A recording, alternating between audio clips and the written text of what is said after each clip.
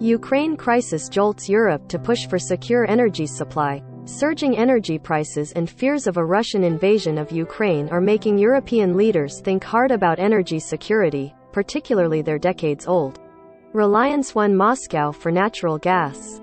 Madrid, surging energy prices and fears of a Russian invasion of Ukraine are making European leaders think hard about energy security, particularly their decades-old reliance on Moscow for natural gas.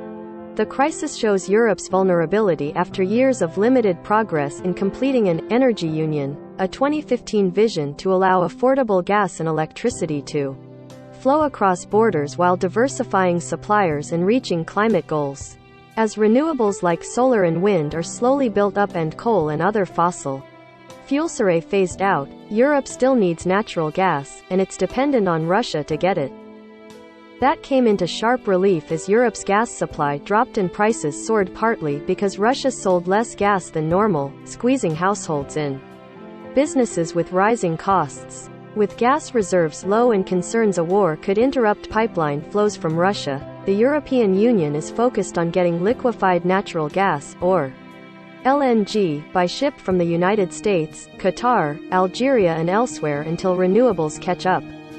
Environmentalists fear making that even a short-term priority could set back Europe's goals to move away from fossil fuels. Doubling down on renewables would help reduce dependency on Russian gas, EU Energy Commissioner Kadri Simpson said Monday, but reiterated that energy security was critical. An advisory group to coordinate the EU's gas supply security was meeting Tuesday because it's important that contingency plans are ready for the worst-case scenario, she said. The 27-nation EU is on the safe side for this winter, but doing everything possible to get rid of this dependency, European Commission President Ursula von der Leyen said Saturday at the Munich Security Conference. She accused Russia's state-owned gas giant Gazprom of deliberately trying to store and deliver as little as possible while prices and demand are skyrocketing. Russia has fulfilled long-term contracts but failed to sell additional gas on the spot market, while pushing for German approval of its contentious Nord Stream 2 pipeline as a way to solve Europe's gas squeeze. The crisis escalated Monday with Russia recognizing separatist regions in Ukraine, which could allow troops to deploy there. Moscow has said it has no intention of cutting off gas supplies and has continually stressed its role as a reliable energy supplier. Security analysts say Russia would have little interest in a total gas cutoff that would deprive it of revenue and give Europe a further incentive to find other sources of energy. Countries like Lithuania and Poland have managed to reduce Russian gas imports. But Russia accounts for more than one-third of the EU's supply, and its dominance is entrenched in the Baltic states, Germany, Italy and parts of southeastern Europe.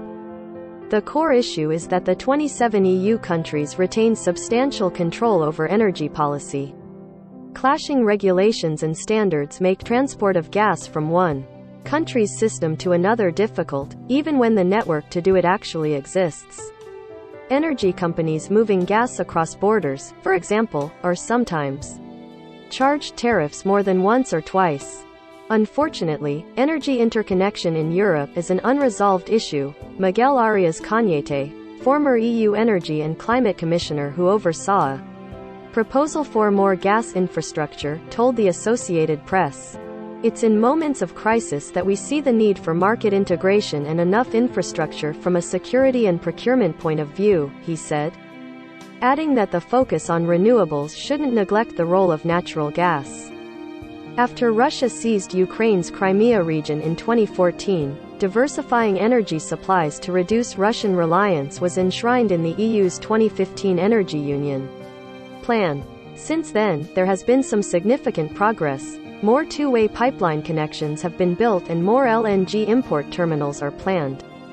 A new pipeline transports gas from Azerbaijan to Western Europe via Turkey and Greece. There's also a planned pipeline extension from northeast Greece to southern Bulgaria that would relieve Bulgaria's total dependence on Russian gas. And Greece is moving forward with plans to build a facility to take in LNG imported BC. But connecting Europe's energy markets hasn't been done sufficiently well, said energy policy expert Simone Tagliapietra, a senior fellow at the Bruegel think tank in Brussels. In particular, a pipeline connection from Spain to France was shelved, leaving a major bottleneck that we didn't manage to solve, he said. Now, gas industry groups are talking about reviving the idea. Following the Crimea crisis, the priority shifted from energy security to climate change, leading up to the EU's 2019 Green Deal, a wide-ranging plan to cut energy security disappeared, Tagliapietra said. It was all about sustainability, decarbonization. Now we are seeing the great comeback of energy security as an issue in Europe. The question always seems more urgent among newer, Eastern EU members with bitter memories of Russian domination during the Cold War.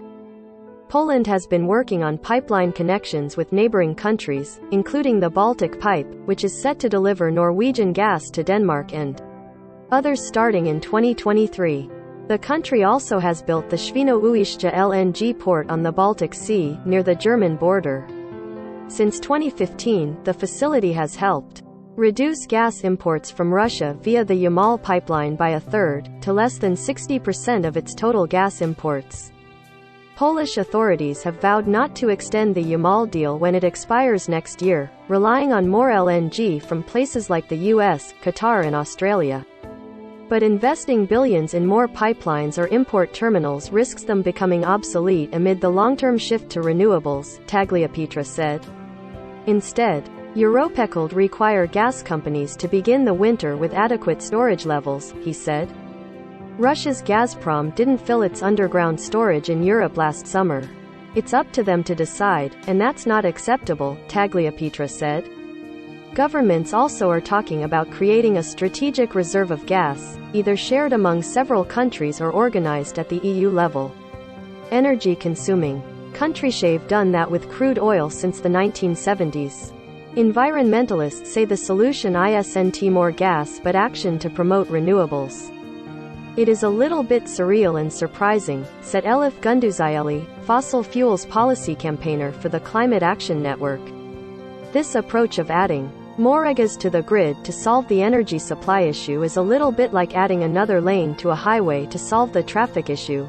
More cars come in and it gets even more complicated. Getting unhooked from Russia and hooked to the US, I don't think it's going to solve any of the EU's energy security issues, she said.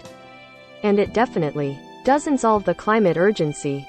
McHugh reported from Frankfurt, Germany.